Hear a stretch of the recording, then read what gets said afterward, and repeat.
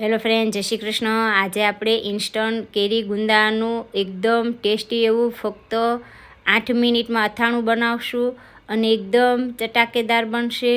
તો વજનમાં 100 ગ્રામ અને એક કેરી લીધી છે અને 250 ગ્રામ મેં ગુંદા લીધા છે। તો એકદમ ફ્રેશ તાજા હોય એવા ગુંદા લેવાના। તો કેરીના આપણે ટુકડા કરશું। તો કેરી તમે કોઈ પણ લઈ શકાય, કાગડા કેરી, કેસર કેરી અથવા જે દેશી કેરી આવે છે, કોઈ પણ કેરીનો ઉપયોગ કરી શકાય। તો આ રીતના મીડિયમ એવા મેં કેરીના ટુકડા કરી લીધા। હવે જે આપણા ગુંદા છે એને આ રીતે ઉપરથી પહેલાં ટોપા કાઢી લેશું। તો આ રીતના ટોપા કાઢી અને હવે આપણે આ ગુંદાના ઠળિયા કાઢશું। તો નીચે પહેલાં આપણે પેપર રાખશું એટલે બધું ચીકણું ના થાય। તો પેપર ઉપર આ રીતે એક ગુંદો રાખી અને દસ્તા વડે આ રીતે 2 ભાગ કરી અને પીલરેથી થોડું મીઠું લઈ અને ગુંદાનો ઠળિયો કાઢી લેવાનો। એટલે ગુંદા જે ચીકણા હોય છે એટલે હાથ પણ ચીકણા નહીં થાય અને બાકીનું પણ ચીકણું નહીં થાય અને સરસ ગુંદામાંથી ઠળિયા અલગ થઈ જશે। તો આ રીતે મેં બધા જ ગુંદામાંથી ઠળિયા અલગ કરી લીધા। તો હવે આપણે તેલ ગરમ કરવા મૂકશું। તો સિંગ તેલનો મેં ઉપયોગ કર્યો છે અને 1 વાટકો તેલ ગરમ કરવા મૂક્યું છે। તો તેલ ગરમ થાય ત્યાં સુધીમાં આપણે એક બાઉલની અંદર ગુંદા અને કેરીને એડ કરીએ। તો આ અથાણું આપણે ઇન્સ્ટન્ટ બનાવવાના છીએ એટલે જે અથાણા સંભાર તૈયાર આવે છે એનો મેં ઉપયોગ કર્યો છે। વજનમાં 200 ગ્રામનું પેકેટ છે, એમાંથી આપણે અડધા ઉપર મસાલો એડ કરશું। પછી તમને જેવો સંભાર જોઈએ એ રીતે પેકેટમાંથી સંભાર એડ કરવાનો। તો ઉપર અત્યારે મેં અડધા ઉપર એડ કર્યો છે અને બરાબર મિક્સ કરી લેશું। તો આમાં બાકીના કોઈ પણ મસાલા એડ કરવાના નથી। આ એકદમ ચટપટો ને એકદમ ટેસ્ટી એવો સંભાર મસાલો આવે છે। કલરમાં પણ એકદમ સરસ લાલ અથાણું બનશે।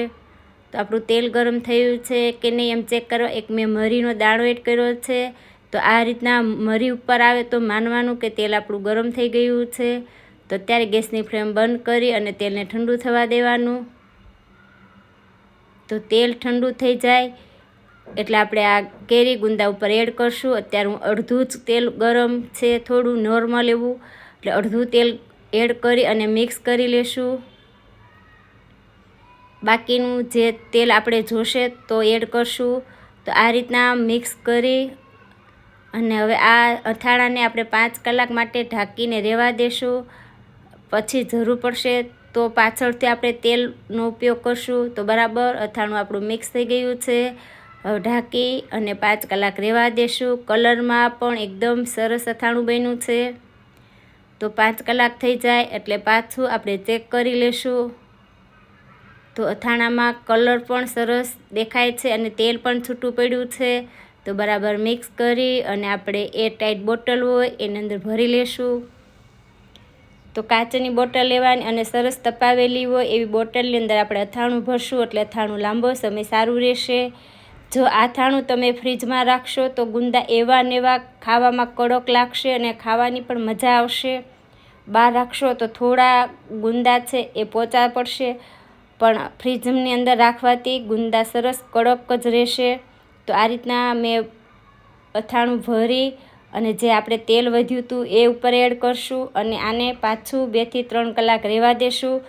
પછી આપણે અથાણાને દબાવી અને તેલની જરૂર પડે તો ઉપરથી પાછું તેલ એડ કરી અને આ બોટલને પેક કરી દેવાની। તો 2 થી 3 કલાક થઈ ગઈ છે, હવે ચેક કરી લેશું।